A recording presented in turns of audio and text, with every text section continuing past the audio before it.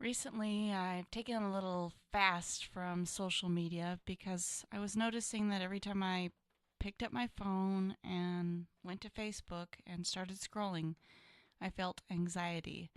And I think this is something that maybe I trained myself that when I started feeling anxiety, I went for my phone and then it helped to dissipate the anxiety. And then it started getting to the point where it was the thing causing the anxiety. Then Luis and I woke up this morning and I was awake before him. And I picked up my phone just to read the news, just to see what was happening in the world and wait for him to wake up before I moved around and got noisy. And when he woke up, he started telling me about something he'd been thinking about a lot. And I wanted to share that conversation with you guys because it is something that I think we could all benefit from living in this modern age. Luis, will you share some of that with us?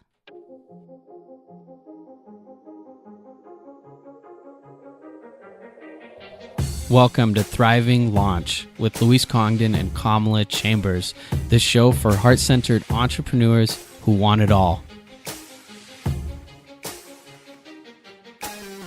Maybe you can relate to this. When I was a full-time coach, I found that I had to keep repeating the same things to people over and over and over again.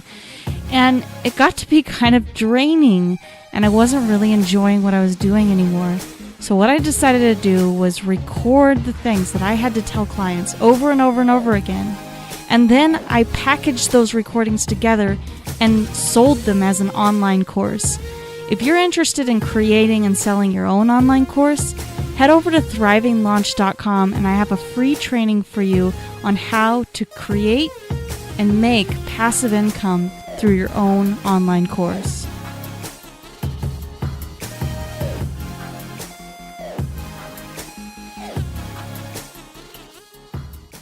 So recently I watched this video. Well, let me back up for a moment actually, because lately I've been thinking about my addiction to my phone and how often I check my phone. I recently read a study that people check their phones up to 200 times a day, and on average somewhere around 150. When you think about that, or when I do, it's startling because I start thinking about how much time I probably spend checking my phone to check on things that don't really matter, or to check on things because I'm hoping that something will happen. Like, why am I checking my phone so much when I know that if I cut down my social media time to 15, 20, 30 minutes every single day, that would be sufficient for me to, at least for me, get done what I need to get done.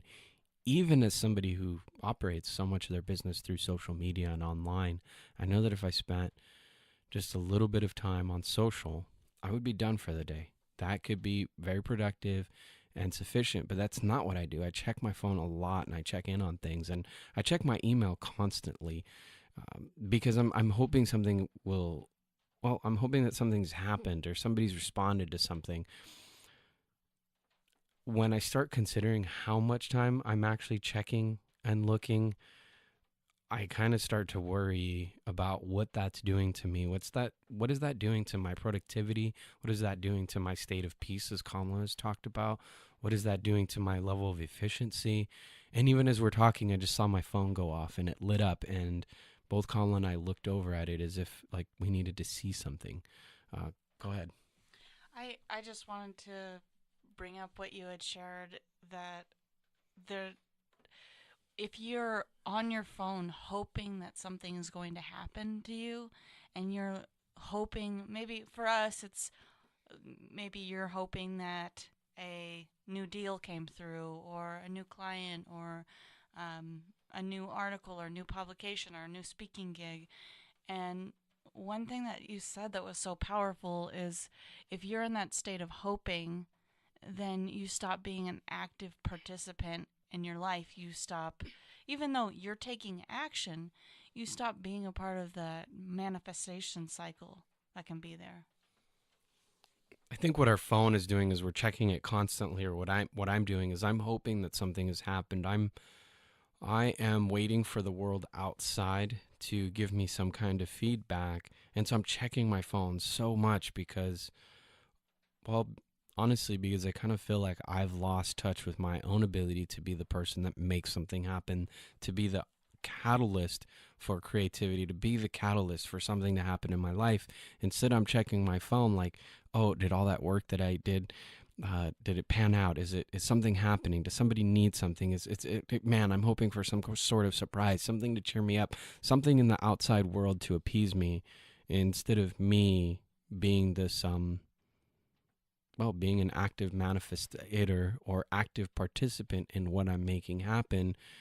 And so it's kind of like going over to like a plant a seed that you set, and then maybe it's starting to bud and you're trying to pull it.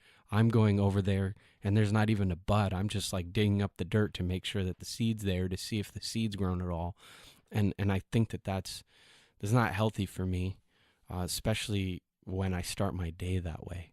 And that's something else that Jim talked about in his video, that one of the first things that people seem to do is they check their phones and they check their email and they check their social media, and that trains us in certain ways. It trains us, one, to be reactive to the world because we get an email or we get a message on social media, and oh my god, we have to react to it. We have to respond right away.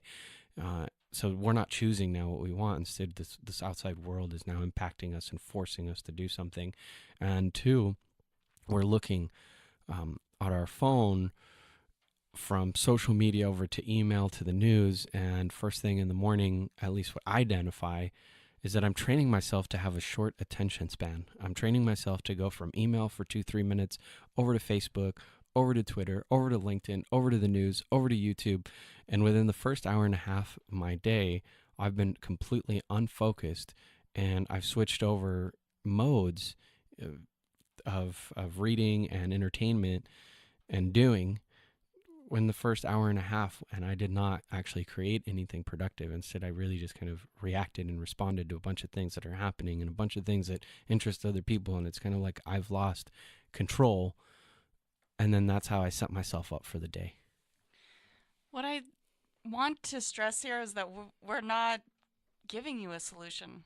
We're not giving you a path out or prescribing anything, which I think is maybe what some people want right now. At this point, we've talked about the problem. Now, what's the solution?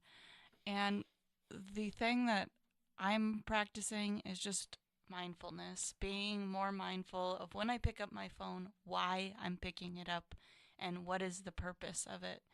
And yes, I still use my phone for stress relief. I still use it in that way, and I'm not saying that I'm going to discontinue doing that, but at least I can pick it up and know that okay, right now I feel stressed out, so I'm going to spend some time zoning out on my phone. And at least I'm conscious and aware of doing that, not just mindlessly picking it up, checking my email to see what the next best thing is every 5 minutes or even every hour. Because what that does, like Louis said, it's been training me to, instead of going out and being an active manifester, I'm now just sitting back waiting for something to happen. And that's what I really want to take away from this is how can we be more mindful of this incredible tool that we have. I mean, the fact that we have this tool of our phone or even technology at our fingertips to be able to look up anything we want, get any answer that we want, to communicate with people all over the globe, to run our businesses. It's it's such an incredible gift, and I want to use it as a gift, and I want to use it as a tool, and I hope that you do too. I also want to say that I'll still continue to use my phone for entertainment to check in on things that are happening, but I'm definitely going to run an experiment. And one of the things in that experiment that I'm going to try is for the first hour, maybe even 2 hours of my day, I'm not going to be checking my phone for what's happening in the world. I'd like to set my phone to airplane mode before I go to sleep. And when I wake up, instead of checking my phone to see what's going on in the world, I'll wake up and I'll write, or I'll wake up and go to the gym, or I'll write some plans out for the day. And I will take that first hour back of my day instead of letting my phone be in control. And I'm going to play with that, and I'll check back in with you guys.